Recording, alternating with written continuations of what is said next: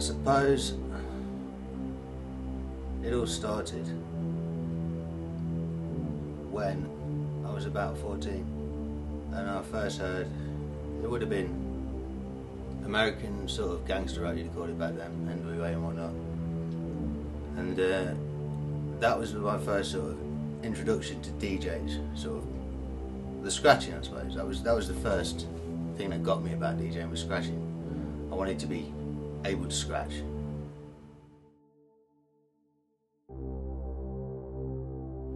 It was at the time when music was just about to change. We're at about 6 years now of hip hop, which was in the limelight, the late 80s, early 90s, and rave had just started coming in, and that was like big when it came out, and we all jumped on that sort of wagon. But rave DJs didn't really scratch. They mixed pretty badly back then as well. But still, it was enough to make me want to get some turntables and to buy records and to learn how to be a DJ.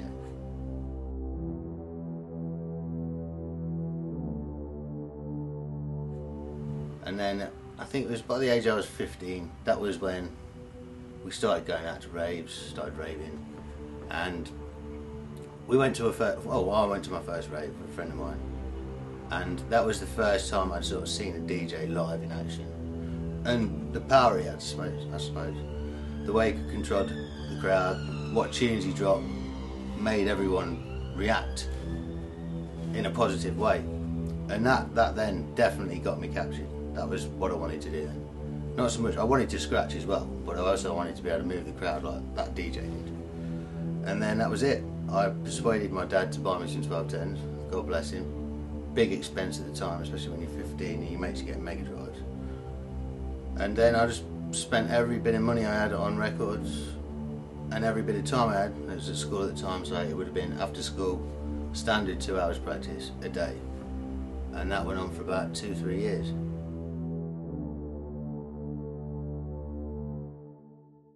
As I said earlier, my early influences, it's got to be NWA and EPMD, Ice-T,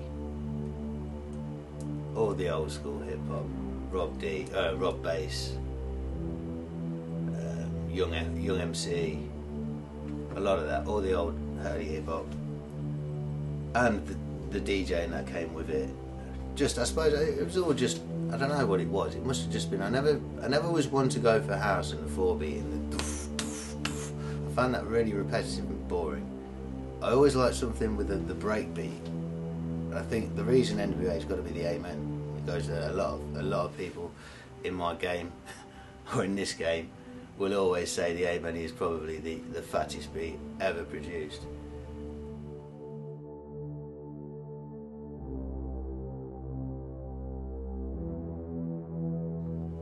So yeah, so then I got into the rave music, and then obviously because I was from the hip hop scene, I wanted to see that technical ability in a DJ, and it was all about the DJs. And it was back in the days of when Groove Rider ruled the show, and I think the first DJ that captured my attention was Master Safe. The way he sort of structured his mixes, it wasn't just thrown in there. He counted his beats, he listened to the tunes, and he made the tunes work together, be it chopping between or just having the right tunes in key, and making the mix last as well. It wouldn't just be 4 bars and a drop. It would change as the tracks changed, the mix would change with it. So yeah, Master Safe was a massive influence, and also he could scratch. Well, yeah, he could scratch and loop and do all the things that a proper DJ should be able to do.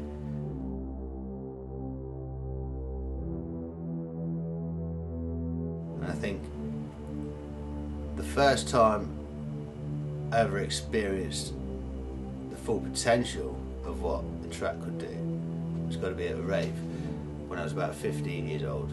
So this was before drugs, this was completely sober.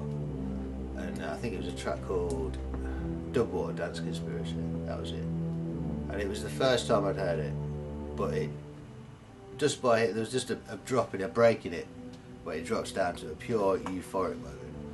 And I just remembered stood there on the dance floor, and it took you to somewhere better than any drug could, and it was just through music, and that is what captured me. It was that moment then, I think. I bought 2 copies of the record straight away, and then played it daily for the next 4 years. my dad even knew the name of the track by the end of it. Obviously I was at school then, so it wasn't last week.